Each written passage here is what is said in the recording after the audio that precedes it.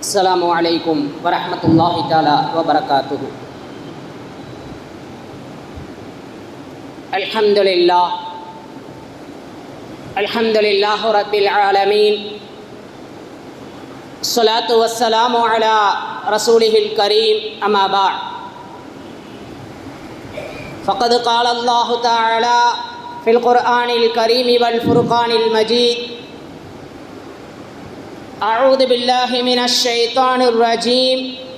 بسم الله الرحمن الرحيم. سبحان الذي أسرى بعبده ليلا من المسجد الحرام إلى المسجد الأقصى الذي باركنا حوله لنريه من آياتنا إنه هو السميع البصير. قال نبينا صلى الله عليه وسلم: إنما الأعمال بالنيات وإنما لكل امرئ ما نوى، أو كما قال عليه الصلاة والسلام. وقال أيضا: اتق الله حيثما كنت، أو كما قال عليه الصلاة والسلام. سبحانك لا علم لنا إلا ما علمتنا إنك أنت العليم الحكيم. رب اشرح لي صدري ويسر لي أمري واحلل عقدة من لساني يفقهوا قولي. اللهم صل على سيدنا نبينا مولانا محمد طب القلوب ودوائها وعافية الأبدان وشفائها ونور الأبصار وضيائها وعلى آله وصحبه وسلم. صدق الله العلي العظيم. الحمد لله. அருளாளன் அன்பாளன் அல்லாஹுவின் திருப்பெயரால் இந்த ஜும்ஆவுடைய உரையை ஆரம்பம் செய்கிறேன்.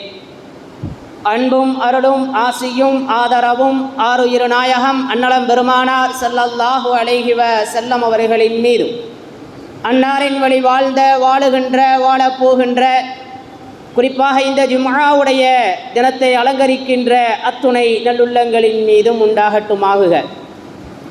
அன்பிற்குரிய அருளாளனின் பேரருள் என்றென்றும் நம் மீது நிலவ வேண்டும் என்று பிரார்த்தித்தவனாக, வாழும் காலமெல்லாம் சதாவும் அல்லாஹுவினுடைய நினைவோடு அல்லாஹ் நம்மை வாழ வைப்பானாக. அவனை மறக்கக்கூடிய சூழ்நிலைகளிலிருந்தும் மறந்தவர்களிலிருந்தும் அல்லாஹ் நம்மை பாதுகாப்பானாக. அன்பிற்குரிய அல்லாஹுவின் நல்லடியார்களே, முக்மீன்களே, மருத்துவமனை கஷ்டம், துன்பம், துயரங்கள், செலவுகள், சிரமங்கள் அத்துணையில் இருந்தும் நம்மையும் எல்லா மக்களையும் அல்லாஹ் பாதுகாப்பானாக. திடீர் ஆபத்து, திடீர் முசீபத்துக்களிலிருந்தும் அல்லாஹ் நம்மை பாதுகாப்பானாக. நமக்கு ஏற்படக்கூடிய எல்லா இடர்களிலிருந்தும் அல்லாஹ் தகுந்த நிவாரணத்தை தந்தருள்வானாக. பலஸ்தீன மக்களுக்கு வெற்றியை தந்து அவர்கள் இழந்திருக்கக்கூடிய அத்துணைக்கும் அல்லாஹ் பகரத்தை தருவானாக. சிரியாவில் ஏற்பட்டிருக்கக்கூடிய வெற்றியை முஸ்லிம்களுக்கு சாதகமாக்கி ஒரு தன் நிலையில்லா ஒரு நிலையில் இருக்கக்கூடியவர்களுக்கு தன் நிறைவை தந்தருள்வானாக. நல்ல ஒரு தலைமையை ஏற்படுத்தி சிறந்த ஒரு சூழ்நிலையை அல்லாஹ் சிரியா மக்களுக்கு தந்தருள்வானாக என்ற பிரார்த்தனைகளோடு, அன்பிற்குரிய அல்லாஹுவின் நல்லடியார்களே, முக்மீன்களே, உலகத்திலே நாம் பார்க்கின்றோம், எங்கு நோக்கினும் முசீபத்துக்கள், துன்பங்கள், துயரங்கள், கவலைகள் இல்லாத மனிதரே கிடையாது. ஏதாவது ஒரு வகையிலே ஏதாவது ஒரு துன்பங்களுக்கு மத்தியில்தான் மனிதன் அகப்பட்டு இருக்கிறான். குடும்பத்திலே கணவன் மனைவிக்கு மத்தியிலோ அல்லது சகோதரர்களுக்கு மத்தியிலோ ஏதாவது ஒரு பிரச்சனை, சஞ்சலம், துன்பம், துயரம், இது எப்பொழுதுதான் தீரும் என்ற ஏக்கமும் பெருமூச்சும். இப்படித்தான் வாழ்வு கழிந்து கொண்டிருக்கிறது. ஒரு மஹல்லா அல்லது ஒரு மஸ்ஜித், அங்கு நோக்கினும் அங்கும் பல பிரச்சனைகள். அல்லது ஊரில் உள்ள சூழ்நிலைகளை யோசிப்போமேயானால் அங்கும் பல குழப்பங்கள். இப்படி ஒரு குடும்பத்தில் தொடங்கி ஒரு சாதாரண மனிதனினுடைய இல்லத்தில் ஆரம்பிக்கப்பட்ட அந்த பிரச்சனைகள் உலகளாவிய அளவில், அதிலும் குறிப்பாக இஸ்லாமியர்களுக்கு மட்டும் அநீதிக்கு மேல் அநீதி, இதுவெல்லாம் அநீதி என்று நெஞ்சம் பதறுகிறது, நெஞ்சம் துடிக்கிறது, கல்பு கரைகிறது. ஆனாலும் நிவாரணத்தை காண முடியவில்லை. அன்பிற்குரிய அல்லாஹுவின் நல்லடியார்களே, இப்படிப்பட்ட இந்த சூழ்நிலையில் சிரியாவை எடுத்துக்கொள்வோமேயானால் அழகானதொரு படிப்பினையும் பாடத்தையும் இந்த நேரத்திலே நமக்கு தருகிறது. அங்கும் சுமார் 54 ஆண்டுகளாக கிளர்ச்சி, மக்களுக்கு சரியான ஒரு சூழ்நிலை இல்லை, போராடினார்கள், போராடிக்கொண்டே இருந்தார்கள், இன்று வெற்றி கண்டிருக்கிறார்கள். இப்போ இந்த வெற்றி, இதை நாம் எப்படி பார்க்கிறோம், இதன் மூலம் நாம் என்ன படிப்பினை அடைய இருக்கிறோம் என்பதையே ஒரு தகவலை உங்களுக்கு தர நான் ஆசைப்படுகிறேன். அன்பிற்குரியவர்களே, அதே போல இந்தியாவினுடைய சூழ்நிலையை எடுத்துக்கொள்வோமேயானாலும் அங்கும் பல குழப்பங்கள், ஒவ்வொரு சூழ்நிலையிலும் ஒவ்வொரு விதமான தகவல்களை கசிய விட்டுவிட்டு இந்த அரசு குளிர்காய்ந்து கொண்டிருக்கிறது. எல்லா வகையிலேயுமே இஸ்லாமியர்களை கொந்தளிப்பாக வைப்பதையே இவர்கள் கங்கணம் கட்டி கொண்டிருக்கிறார்கள். இன்றைய புதிய ஆயுதமாக மஸ்ஜிதுகளின் மீது தொடுக்கப்பட்டிருக்கிறது. நேற்றைய உச்ச நீதிமன்றத்தினுடைய ஒரு தகவல் கொஞ்சம் மகிழ்ச்சி அடைய வைப்பதாக இருந்தாலும் நாம் அதை வெற்றி என்று கருதி நாம் ஆணவத்திற்கு சென்று விடக்கூடாது. கொஞ்சம் நாம் நாசுக்காக கையாள வேண்டிய சூழ்நிலை. நம்முடைய தஞ்சமடைதல், நம்முடைய நோக்கம் நிறைவேறுவதற்கான வழி எங்கு இருக்கிறது என்பதையும் நாம் கொஞ்சம் சீர்தூக்கி பார்க்க கடமைப்பட்டிருக்கின்றோம். அன்பிற்குரிய அல்லாஹுவின் நல்லடியார்களே, எனவே பல மஸ்ஜிதுகள் அது இஸ்லாமியர்களினுடைய பாரம்பரியமான பூர்வீகத்துக்கு சொந்தமானதாக இருந்தும் இந்தியாவே இஸ்லாமியர்கள் கட்டமைத்து கொடுத்தது தான். பல தருணங்களிலே நான் குறிப்பிட்டிருக்கிறேன். இந்தியாவினுடைய கட்டமைப்பே முகலாய பேரரசர்களினுடைய கட்டமைப்பு. இன்று இருக்கக்கூடிய இந்த ஜிஸ்யா வரி செலுத்துதல், தாலுகாக்களாக வட்டங்களாக பிரித்து செயல்படுதல், மாவட்டங்கள், இப்படி ஒரு அற்புதமான கட்டமைப்பை நிறுவி வழிகாட்டியவர் உமர் ரலியல்லாஹு தஆலா அன்ஹு. அந்த பரம்பரையிலே, அந்த ராஜபாட்டையில்தான் இந்தியா சிறு குறு நில மன்னர்கள் ஆண்டு கொண்டிருந்த அந்த சூழ்நிலையிலே அற்புதமாக நமக்கு வடிவமைத்து கொடுத்தார்கள். அதைத்தான் இன்று வரை இந்த அரசு கடைபிடித்து கொண்டிருக்கிறது. ஆக இப்படி இருக்க, அப்படி இந்தியாவே இஸ்லாமியர்களுக்கு சொந்தமானது என்ற ஒரு போங்கு இருக்க, நாம் கண்டுகொள்ளாமல் விட்டதினுடைய விளைவு இன்று ஒவ்வொன்றாக இழந்து கொண்டிருக்கிறோம். எனவே நாம் எங்கு தஞ்சமடைய வேண்டும், நாம் எங்கு தஞ்சமடைய வேண்டும் என்பதை கொஞ்சம் யோசிக்க வேண்டும். அன்பிற்குரிய அல்லாஹுவின் நல்லடியார்களே, அபூபக்கர் சித்தீக் நாயகம் அபிசீனியாவிற்கு ஹிஜ்ரத் செய்கிறாங்க. அபிசீனியாவிற்கு போகிறாங்க. இங்கே சூழ்நிலை சரியில்லை, இஸ்லாத்தை ஏற்றுக்கொண்டார்கள். அப்படிப்பட்ட அந்த சூழ்நிலையில் அபிசீனியாவிற்கு ஹிஜ்ரத் செய்கிறாங்க. போகிற வழியில் உம்மு சகீனான்னு சொல்லக்கூடிய ஒரு நபர் பார்க்குறார். பார்த்துட்டு நீ எங்கே போகிறீங்கன்னு கேட்குறாரு. நான் இந்த மாதிரி அபிசீனியாவுக்கு ஹிஜ்ரத் போகிறேன் அப்படின்னு அபூபக்கர் சித்தீக் நாயகம் சொல்கிறார். இப்போ இதை கேட்டுவிட்டு அவர் சொல்கிறாரு, உங்களை மாதிரி நல்ல மனிதர்கள் ஊரை விட்டு போயிட்டா எப்படி, நீங்கள் ஊரில் தான் இருக்கணும், ரொம்ப இலகிய மனம் கொண்டவராக இருக்கிறீங்க, உங்களுடைய பொருளாதாரத்தை இயலாதவர்களுக்காக செலவழிக்கிறீங்க, அனாதைகளை அரவணைக்கிறீங்க, இயலாதவர்களுக்கு உங்களுடைய உதவியை உபகாரத்தை நீங்கள் கொட்டித்திருக்கிறீர்கள், அந்த அற்புதமான மனிதராக இருந்து கொண்டு நீங்கள் ஊரை விட்டு போகிறீங்கன்னு சொல்கிறீங்களே, இது எப்படி, வாங்க உங்களுக்கு நான் தஞ்சம் தருகிறேன், அடைக்கலம் தருகிறேன் என்று சொல்லி அவர்களை அழைத்து கொண்டு வந்து மக்கத்து குறைஷி அந்த காபிர்கள் தலைவர்களிடத்திலே நான் அபூபக்கர் சித்தீக்குக்கு அடைக்கலம் கொடுத்திருக்கிறேன்னு சொல்லி அவர்களுடைய வீட்டிற்கு அழைத்து வருகிறார்கள்.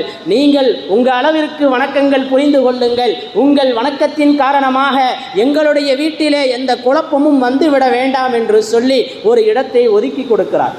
அங்கு அவர்கள் அமல் செய்து கொண்டு இருக்கிறார்கள். அப்போ சில சூழ்நிலைகள், சில காலங்களுக்கு பின்பு ஒரு வெளியில் வந்து ஒரு இடத்தை ஒதுக்கி அங்கு அவர்கள் இறைவனை வணங்க ஆரம்பிக்கிறார்கள். இதை பார்த்த அந்த மனிதரினுடைய குடும்பத்தினர்லாம், அந்த பெண்கள் எல்லாம் பார்க்குறாங்க, வித்தியாசமாக நேர்த்தையாக அற்புதமான ஒரு வணக்க வழிபாடாக இருக்கிறதே என்று சொல்லி கொஞ்சம் அவர்களுடைய மனது ஊசலாட்டம் ஆடுகிறது, கொஞ்சம் அந்த பக்கம் சாய்வது போல தெரிகிறது. உடனே அவர் வந்தார், நான் தான் உங்கள்கிட்ட சொன்னேன் வீட்டு ஆளுகளுக்கு இடைஞ்சல் பண்ணிடக்கூடாதுன்னு. மக்கத்து காப்பீர்கள் எல்லாம் வேற அவர்கிட்ட வந்து சொல்கிறாங்க, இந்த மாதிரி அபூபக்கருக்கு அடைக்கலம் கொடுத்தீங்க, இப்போ அதன் காரணமாக நிலைமை வேறு மாதிரி சென்றுக்கிட்டு இருக்குது அப்படின்னு சொல்கிறாங்க. இப்போ உடனே அந்த மனிதர் உம்மு சகீனா வந்து சொல்கிறாங்க, இந்த மாதிரி சொன்ன உடனே நீங்கள் எனக்கு கொடுத்த எனக்கு கொடுத்த ஆதரவை வாபஸ் வாங்கி கொள்ளுங்கள், நான் அல்லாஹ்விடம் தஞ்சம் புகுந்து விட்டேன், அல்லாஹ் எனக்கு போதுமானவன் என்று சொன்னார்கள். அந்த சிந்தனை ஒவ்வொரு இஸ்லாமியர்களுக்கும் எப்பொழுதும் இருக்க வேண்டும். எவ்வளவு பெரிய துன்பம் ஏற்பட்டாலும் துயரம் ஏற்பட்டாலும் நம்முடைய தஞ்சம் புகுதல், நம்முடைய சரணாகதி அடைதல் அல்லாஹ்விடத்திலே இருக்க வேண்டும். இருக்கின்றதா? யோசித்து பாருங்கள். ஒரு உடல்நல சரியில்லை, கொஞ்சம் காய்ச்சலாயிருது, இல்லை கொஞ்சம் அதை விட இன்னும் கொஞ்சம் சுகர் ஆயிடுது. சுகரான உடனே பார்க்குற பக்கமெல்லாம் காலை எடுக்கணும், காலில் வியாதி, இதுதான் பேச்சு. பரவலாக இந்த பேச்சு மக்களை பயமுறுத்தி வச்சிருக்கு. உடனே அந்த மருத்துவமனைக்கு போகலாமா, இங்கே போனால் சரியாயிருமா, அங்கே போகிறேன் இங்கே போகிறேன், கடைசியில் வேறு வழியே தெரியலனா, ஹசரத் இந்த மாதிரி உடம்பு முடியாமல் போயிடுச்சு, சதக்கா கொடுக்கலான்னு இருக்கிறேன், என்ன செய்யறது அப்படின்னு கடைசியில் வந்து கேட்குறது. அன்பிற்குரிய அல்லாஹுவின் நல்லடியார்களே, கடைசியில் கேட்குற கேள்வி முதல்ல இருக்கணும். உடல்நிலை சரியில்லை என்ற உடனே 2 ரக்காத்தை தொழுது அல்லாஹ்விடத்திலே கேட்க வேண்டும். அல்லாஹ் நிச்சயம் நிவாரணத்தை தருவான். அனைத்திற்கும் தகுதியானவன், மாபெரும் ஷிஃபா, பரிபூரண நிவாரணத்தை கொடுப்பவன் அல்லாஹ். அந்த சிந்தனை இல்லாமல் போயிருச்சே. பிறகு நோய் முற்றி முறுக்கேறித்தான் நமக்கு அறிவு வருகிறது. அப்பொழுது அறிவு வந்து எந்த ஒரு பிரயோஜனமும் இல்லை. அன்பிற்குரியவர்களே, எனவே நமக்கு ஏற்படுகின்ற வீட்டு பிரச்சனையில இருந்து உலக பிரச்சனை வரை அத்தனையும் தீர்ப்பவன் அல்லாஹ். யார் அல்லாஹுவை பயப்படுகிறார்களோ, யார் அல்லாஹுவை அஞ்சுகிறார்களோ அவர்களுக்கு அவர்களுடைய வெளியேறும் வழிகளை அல்லாஹ் லேசாக்கி இருக்கிறான். பெரிய கடன், தீர்க்க முடியாத பிரச்சனை, எத்தனையோ பேர் பேசிட்டாங்க, ஒன்றுமே ஆகலை. எல்லாத்துக்கும் தீர்வு யார்கிட்ட இருக்கு? அல்லாஹ்ட்ட இருக்கு. அல்லாஹ் வழியை விடுவான். அத்துணைக்கும் சாவி இருக்கிறது அல்லாஹ்விடத்திலே. நாம் நம்முடைய அந்த அணுகுமுறை, நம்முடைய அணுகுதல் எந்த அளவிற்கு இருக்கிறது அல்லாஹ்விடத்திலே? அன்பிற்குரிய அல்லாஹுவின் நல்லடியார்களே, முஃமின்களே, எனவே அல்லாஹுவை நாம் முழுமையாக நம்புவோமேயானால், அல்லாஹுவை தஞ்சமடைவோமேயானால் நிச்சயம் அங்கே நிவாரணம் உண்டு. நிவாரணம் இல்லை என்ற பேச்சுக்கே அல்லாஹுவிடத்தில் இடமில்லை. நம்மிடத்திலே இருக்கிறது, மருத்துவர்களிடத்திலே இருக்கிறது, வக்கீல்களிடத்திலே இருக்கிறது, நீதிபதிகளிடத்தில் இருக்கிறது. யாரெல்லாம் தங்களை முன்னோடியாக கருதுகிறார்களோ உலகத்தில் வாழக்கூடிய அத்துணை நபர்களிடத்திலும் தீர்வுகள் முழுமையாக இல்லை, அல்லாஹ்விடத்தில் இருக்கிறது. எனவே அந்த ஒரு சிந்தனையைத்தான் சிரியா நமக்கு ஊட்டிக் கொண்டிருக்கிறது. விடாமுயற்சி 54 ஆண்டுகளாக 1970 ஹாஃபில் அல் அசது ஆட்சி பொறுப்பை ஏற்கிறார். ஹாஃபில், சிரியாவை பற்றி ஏன் பேசணும்? வத்தலக்குண்டுக்கும் சிரியாவுக்கும் என்ன சம்பந்தம்? இவர் வேற ஒட்டஞ்சத்திரத்திலிருந்து அதுக்கு இங்கே வந்திருக்கிறாரு அப்படின்னு யோசிச்சுறாருங்க. அன்பிற்குரியவர்களே, சிரியா இருக்கிறதே அது ஒரு புண்ணிய பூமி, நபிமார்கள் வாழ்ந்த இடம். இறுதி காலத்திலே ஈசா அலைஹிஸ்ஸலாம் அங்கிருந்து தான் வெளிவருவார்கள். அன்பிற்குரிய அல்லாஹ்வின் நல்லடியார்களே, நபி பெருமானார் ஸல்லல்லாஹு அலைஹி வஸல்லம் அவர்களினுடைய தாயின் கனவு பூமி சிரியா. இப்படி நிறைய சிறப்புகளை சொல்லலாம் சிரியாவிற்கு. இஸ்லாத்தோடு அது பிணைந்த பூமி. இறுதி காலத்திலே ஒரு ஈமானிய கூட்டம் அங்கிருந்து தான் கிளம்பி வந்து வெற்றி வாகை சூடும் என்று சாட்சி சொல்கிறது அண்ணல் நபியினுடைய பூமொழிகள். எனவே சிரியாவை நாம் கண்டும் காணாமல் இருந்து விடக்கூடாது. அது ஒரு புண்ணிய பூமி. மா ஹவுலஹு பரக்கா, அதை சுற்றிலும் பரக்கத்திருக்கிறது என்று அல்லாஹ் சொல்கிறான். அது பரக்கத்தான பூமி. எனவே அங்கிருந்து இஸ்லாமியர்களுக்கு பிற்காலத்திலே வெற்றி தீர்மானிக்கப்படுகிறது என்று இஸ்லாம் இயம்புகிறது. முதல் வெற்றி அபூபக்கர் சித்தீக் நாயகத்தினுடைய காலத்திலே ஏற்பட்டது. அதனுடைய இறுதி வெற்றி உமர் ரலியல்லாஹு தஆலா அன்ஹு அவர்களுடைய காலத்திலே எருமுக் போரின் மூலமாக அது முடிவுக்கு வந்தது. எனவே அப்பொழுதே அது இஸ்லாமியர்களின் கைவசத்தில் இருந்த பூமி. கைர் அல்ஹம்துலில்லாஹ். இப்படி பல சிறப்புகளுக்கு உரிய ஒரு பூமி சிரியா. அன்பிற்குரிய அல்லாஹுவின் நல்லடியார்களே, முஃமின்களே, அப்படிப்பட்ட அந்த சிரியாவை 1970 ஹாஃபில் அல் அசது ஆட்சி புரிகிறார். 2000 அவருக்கு பின்பு அவர்களுடைய மகன் பஷர் அல் அசர் ஆட்சி பொறுப்பை ஏற்கிறார். இவர்கள் சியா பிரிவை சார்ந்தவர்கள். சிரியாவில் இருக்கின்ற மக்கள் எல்லாம் அஹ்லு சுன்னத்து வல் ஜமாஅத்தின் கொள்கையை சார்ந்தவர்கள். எனவேதான் பிரச்சனை உருவாகிறது. இங்கு யாருக்கு வெற்றி என்ற போட்டி ஏற்படுகிறது. நீதியாளர்கள் அஹ்லு சுன்னத் வல் ஜமாத் கொள்கையை சார்ந்தவர்கள் எல்லாம் கிளர்ச்சி செய்கிறார்கள், அங்கு போர் செய்கிறார்கள். அவர்களுக்கு 54 ஆண்டுகளுக்கு பின்பாக இப்பொழுது வெற்றி கிடைக்கிறது.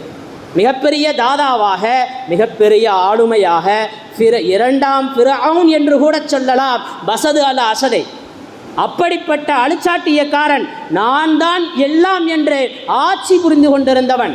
நல்லா ஒன்றை நினைவில் வச்சுக்கிறேன், குடும்பத்தில் மனைவியிட்ட கணவன் நான் பெரிய ஆளுன்னு நினைக்கிறான், அந்த குடும்பம் அங்கேயே சிதைஞ்சு போச்சு.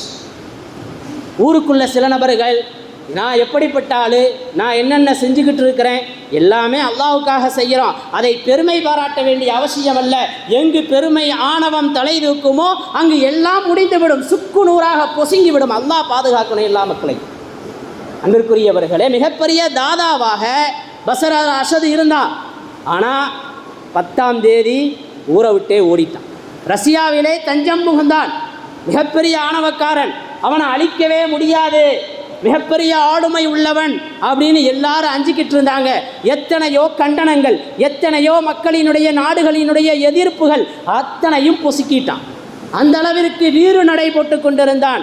நீங்களே பார்த்து கொள்ளுங்களேன், அவங்களுடைய அத்தா காலத்திலிருந்து 54 வருஷமா அவனுடைய ஆதிக்கத்தின் கீழ் அந்த சிரியா இருந்தது. இன்னைக்கு ஊரை விட்டு எங்கே இருக்கிறான்னு தெரியாத ஒரு அடையாளத்தில் ஆயிட்டான். அல்லாஹ் பாதுகாக்கணும். இப்படிப்பட்ட சூழ்நிலைகளை விட்டும் ஆணவக்காரர்களுக்கு இப்படித்தான் அழிவு இருக்கும். ரொம்ப பெருசாக தெரியும், ரொம்ப பெருசாக தெரியும். எத்தனையோ நபர் சொல்கிறாங்க, நான் தொழுதுகிட்டே தான் இருக்கிறேன், ஆனால் ஒன்றையும் பார்க்க முடியலைங்க, அங்கே பாருங்கள் தப்பு தான் செய்கிறாரு, போதைப் பொருளை விற்கிறாரு, ஆனால் ரொம்ப முன்னேற்றத்தில் போகிறாரு. அவர் தான் போதைப் பொருள் விற்கிறாருன்னு தெரியுதா இல்லையா? அன்பிற்குரிய இப்போ அப்படி ஒரு ஜிஹாது கூட போய்கிட்டு இருக்குது. இஸ்லாமியர்களின் மீது போதையினுடைய வஸ்துக்களை கட்டமைத்து பெரும்பான்மையாக அவர்கள் தான் அதை செய்கிறார்கள் என்ற ஒரு போக்கஸும் இன்று நமது பகுதிகளிலே, நமது நாடிலே அது நிலவிக் கொண்டிருப்பதும் ஒரு துரதிர்ஷ்டமான விஷயம். இது எல்லாத்தையும் முறியடிக்கணும். மிகப்பெரிய சூழ்ச்சிக்கு மத்தியில் வாழ்ந்துக்கிட்டு இருக்கிறோம். நம்முடைய தஞ்சம் அடைதல் எங்கு இருக்க வேண்டும்? முதல்ல நமக்கு கொஞ்சம் பொறுமை வேணும். அன்பிற்குரிய அல்லாஹ்வின் நல்லடியார்களே, உலகளாவிய பிரச்சனையில இருந்து தனி மனிதனாகிய இங்கு உட்கார்ந்திருக்கக்கூடிய ஒவ்வொருவருக்கும் ஒரு விதமான பிரச்சனைகள், அத்துணைக்கும் தீர்வு அல்லாஹ்விடத்தில் இருக்கிறதுங்கிற நம்பிக்கை இருக்கணும். ஹப்பாப் ரலியல்லாஹு தஆலா அன்ஹு அவர்கள் பல இன்னல்களை சந்தித்தார்கள். ரசூலுல்லாஹி ஸல்லல்லாஹு அலைஹி வஸல்லம் அவர்களிடத்திலே வந்து, யா ரசூலல்லாஹ், எங்களுக்காக நீங்கள் துஆ செய்யக்கூடாதா? எங்களுக்காக நீங்கள் துஆ செய்யக்கூடாதா? மிகவும் கஷ்டத்தை அனுபவிக்கிறோம், சிரமத்தை அனுபவிக்கிறோம், எங்களால் தாங்க இயலல அப்படின்னு சொல்றாங்க. நீங்க கொஞ்சம் பொறுமையா இருங்களேன். இறை தூதரின் ஏகத்துவத்தை ஏற்றுக்கொண்டதற்காக ஒரு மனிதர் குழி தோண்டி வைக்கப்பட்டு அதில் நிப்பாட்டப்பட்டு ரம்பம் கொண்டு வரப்பட்டு அது அவருடைய தலையின் மீது வைக்கப்பட்டு அறுக்கப்பட்டார். அதை விடவா நீங்கள் கொடுமை அனுபவித்து விட்டீர்கள்? பொறுமையாக இருங்கள் என்று சொன்னார்கள் ரசூலுல்லாஹி ஸல்லல்லாஹு அலைஹி வஸல்லம். சீப்பு நெருப்பால் அது காய வைக்கப்பட்டு அப்படியே ஒருத்தரின் மீது இழுக்கப்பட்டது. சீப்ப சீவனா எப்படி இருக்கும்? சதையில் அது நரம்புகள் எலும்புகளை தாண்டி அவரை பாதித்தது. அப்படிப்பட்ட கஷ்டத்தை எல்லாமா நீங்கள் அனுபவிக்கிறீர்கள்? பொறுமையாக இருங்கள், வெற்றி கிடைக்கும்னு சொல்லி அனுப்பிடுறாங்க. ஹப்பாப் ரலியல்லாஹு தஆலா அன்ஹு அவர்களுக்கு எப்படிப்பட்ட கொடுமைகள்! சுடு பாறையில் நெருப்பு மூட்டப்பட்டு அந்த பாறை கங்காகும் அளவுக்கு, அந்த பாறை தீ பிளம்பாகும் அளவுக்கு அது காய வைக்கப்பட்டு பழுக்க காய்ச்சப்பட்டு அதன் மேலே இவங்களை தூக்கி போட்டு இழுப்பாங்களா? அல்லாஹ் பாதுகாத்து. எவ்வளவு பெரிய தண்டனை! அவர்களுடைய சதை அப்படியே வெந்து பிச்சு அதிலிருந்து நீர் அப்படியே ஓடி வரும். அந்த நீரின் காரணமாக அந்த நெருப்பு அணைந்ததாக வரலாறு. இப்போ எந்த அளவிற்கு ஈமானுக்காக போராடி இருக்கிறார்கள் நம் பெருமக்கள்! இன்றைக்கி இப்படிப்பட்ட போராட்டமெல்லாம் நம்மள்கிட்ட இருக்குது. குடும்பத்திலையா சரி, எதை வேணாலும் எடுத்துக்கோங்க. அவங்கவுங்களுக்கு அவங்கவுங்க பிரச்சனை பெருசாக இருக்குது. அவங்கவுங்களுக்கு அவங்கவுங்களுடைய சூழ்நிலை தான் முக்கியமாக இருக்குது. ஆனால் எல்லா பிரச்சனைக்கும் தீர்வு அல்லாட்ட இருக்குது. பொறுமை காக்க வேண்டும். சொல்லி புலம்பக்கூடாது. இப்படி ஆயிருச்சு அப்படி ஆகிருச்சு என்று அல்லாஹுவை நிந்தித்து விடக்கூடாது. அல்லாஹுவின் கிருபையின் மீது, அல்லாஹுவின் பேரருளின் மீது ஆதரவு வைக்க வேண்டும். அன்பிற்குரிய அல்லாஹுவின் நல்லடியார்களே, இப்படி ஹப்பாப் ரலியல்லாஹு தஆலா அன்ஹு அவங்க ரொம்ப சிரமத்தை செஞ்சுட்டாங்க, சகிக்க முடியலை, சொல்வதற்கு இதயம் கருகுகிறது, அப்படிப்பட்ட வேதனை. ஒரு நாள் நபி ஸல்லல்லாஹு அலைஹி வஸல்லம் அந்த பக்கம் வந்தாங்க.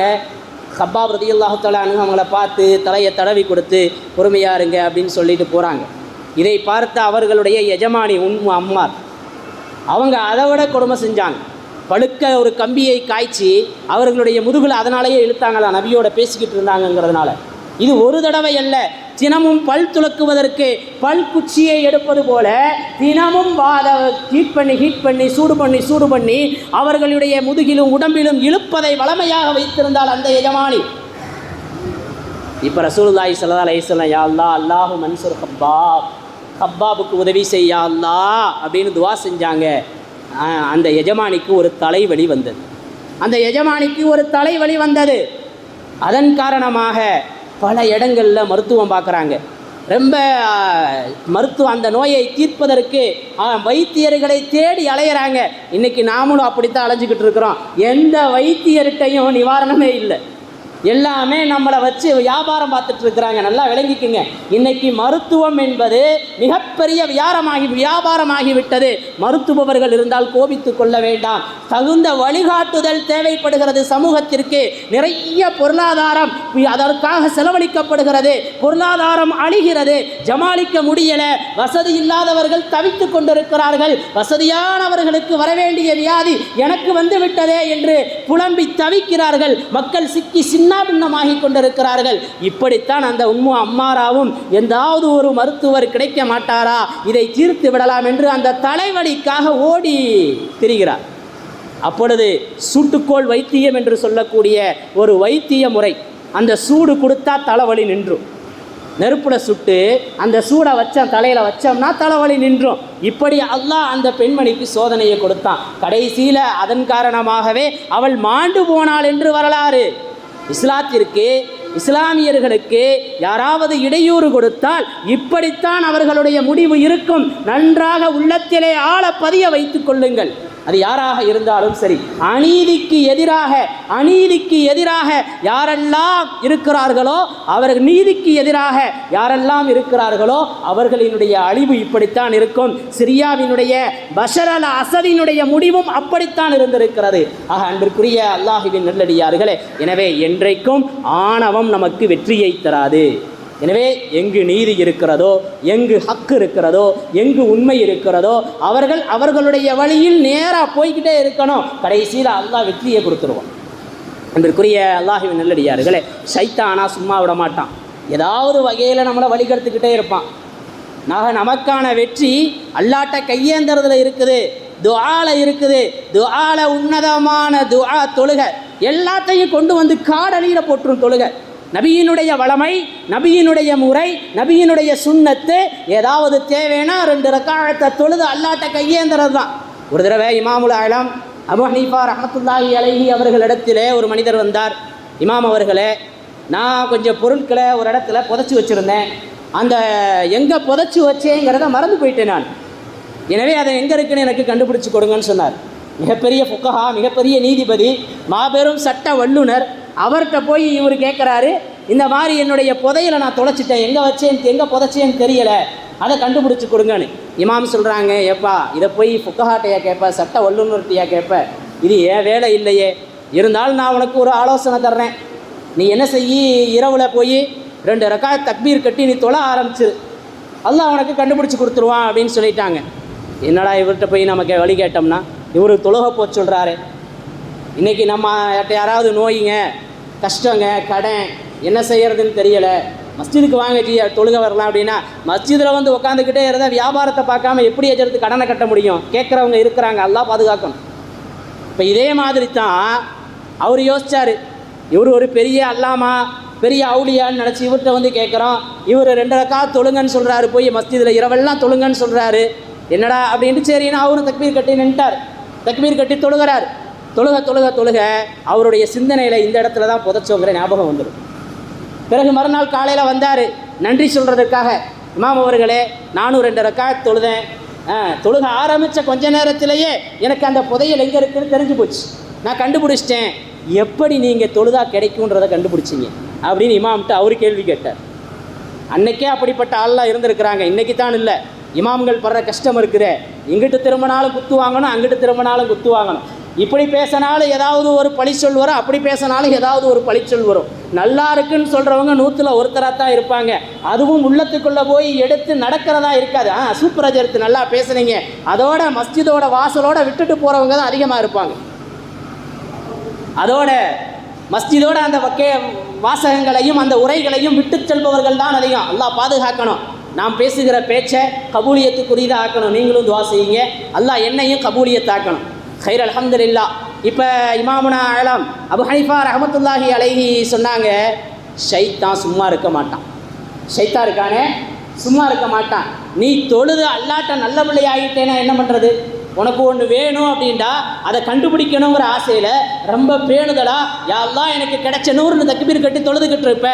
நீ தொழுக அல்லாஹ்வுடைய பொறுத்து உனக்கு கிடைச்சி போயிடும். ஷைத்தான் எப்படி சும்மா இருப்பான்? ஷைத்தான் உனக்கு காட்டி கொடுத்துருவான்னு நினச்சேன், அதுதான் நடந்திருக்கு அப்படின்னு சொன்னாங்களாம். அப்போ தொழுக உண்மையிலேயே ஒரு அற்புதமான நிவாரணி, மாபெரும் சாவி, அத்துணை தீர்வுக்கும் திறக்குகின்ற மாபெரும் சாவி.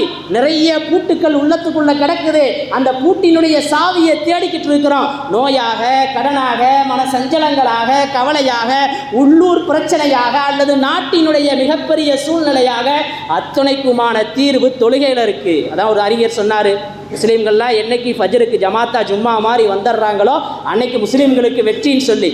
அப்போ அப்படிப்பட்ட ஒரு சூழ்நிலையை காணல் நீராக தேட வேண்டிய காலத்தில் இருக்கிறோம். அல்லாஹுவை விடுத்துவிட்டு மற்ற அத்துணை நபர்களிடத்திலும் நம்முடைய தேவையை முறையிடுகிறோம், நம்முடைய சஞ்சலங்களை கொட்டுறோம். அல்லாஹ்ட்ட கொட்டி பாருங்க, நிச்சயம் அல்லாஹ் நிவாரணத்தை தருவான். ஆக அன்பிற்குரிய அல்லாஹுவின் நல்லடியார்களே, ஆக அற்புதமான ஒரு தருணம். ஜும்மாவுடைய இந்த நாளில் நம்முடைய எல்லா தேவைகளையும் அல்லாஹுவிடத்திலே முறையிடுவோமேயானால் என்னக்கா இருந்தாலும் ஹக்கு வெற்றியை தரும், அநீதி நிச்சயம் அழிந்தே போகும். ஆனவக்கான ஃபிரௌனை போல, ஃபிரௌனுக்கு எப்படி அழிவு கிடைத்தது யோசிச்சு பாருங்க. வரலாறை நாம் கேள்விப்பட்டிருக்கிறோமே பல தருணங்களிலே. அப்படித்தான் சிரியாவினுடைய அந்த அரசனுக்கும் அழிவு கிடைத்திருக்கிறது. ஹைர் அல்ஹம்துலில்லாஹ். ஆக நம்முடைய எல்லா விதமான இன்னல்களுக்குமான தீர்வு அல்லாஹுவிடத்திலே இருக்கிறது. அல்லாஹுவிடத்திலே தஞ்சமடையக்கூடிய நசீபா அல்லாஹ் தரணும். அன்பிற்குரிய அல்லாஹுவின் நல்லடியார்களே, முஆவியா ரலியல்லாஹு தஆலா அவங்க ஒரு நாள் ஃபஜ்ர் தொழுகையை தவற விட்டுறாங்க. இப்போ ரொம்ப கவலைப்படுறாங்க, ஃபஜ்ர் தொழுகை போயிடுச்சேன்னு கவலைப்படுறாங்க, அழுகிறாங்க, மன்றாடுறாங்க. ஒரே ஒரு நாள் தொழுகைனாலும் ஜமாத்தை விட்டுறாரு. இன்றைக்கி நம்ம பல ஃபஜ்ருக்கானா போயிருக்கு. இப்போ நமக்கெல்லாம் எப்படி வெற்றி கிடைக்கும்னு யோசிச்சு பாருங்க. ஆக இப்படி ரொம்ப கவலைப்படுறாரு. இனிமேல் நான் 1 வருஷத்துக்கு தூங்கவே மாட்டேன்னு சபதம் எடுத்துடுறாரு. இப்போ எந்த அளவுக்கு கவலைப்பட்டிருப்பார். இன்றைக்கி தூக்கத்தை விட நம்ம தயாராக இருப்போமா? தூக்கம் கேட்டதுக்கு யாரும் தயாராக இருக்க மாட்டாங்க. ஆஹா, தூக்கங்கிறது அந்த அளவுக்கு மனுஷனுக்கு ராகத்தை தருது, உணர்ந்துருக்கிறோம். தூக்கமே இல்லைங்க, நிம்மதி இல்லைங்கன்னு சொல்கிறவங்கெல்லாம் இருக்கிறாங்க. ஹைர் அல்ஹம்துலில்லாஹ். ஆக 1 வருஷத்துக்கு நான் தூங்க மாட்டேன்னு சபதம் எடுத்துக்கிறார். மறுநாள் காலையில் ஒருத்தர் தூங்கிட்டு இருந்தார், முஆவியா வந்து ஒருத்தர் எழுப்பி விட்டார். எந்திரிச்சு பார்க்குறாரு, தொழுகைக்கு டைம் ஆயிடுச்சு. ஆஹா, தூங்கிட்டோமே அப்படின்னு யோசிக்கிறார். நீங்கள் யாருங்க அப்படின்னு கேட்குறாரு. புதுசாக தெரிகிறாரு. நீங்கள் யாருங்க அப்படின்னு கேட்ட உடனே, நான் தான் மிக உன்னதமானவன், எல்லாருக்கும் தெரிஞ்சவன் தான், நான் ரொம்ப பிரபல்யமானவன், நான் தான் இப்ளீஸ்.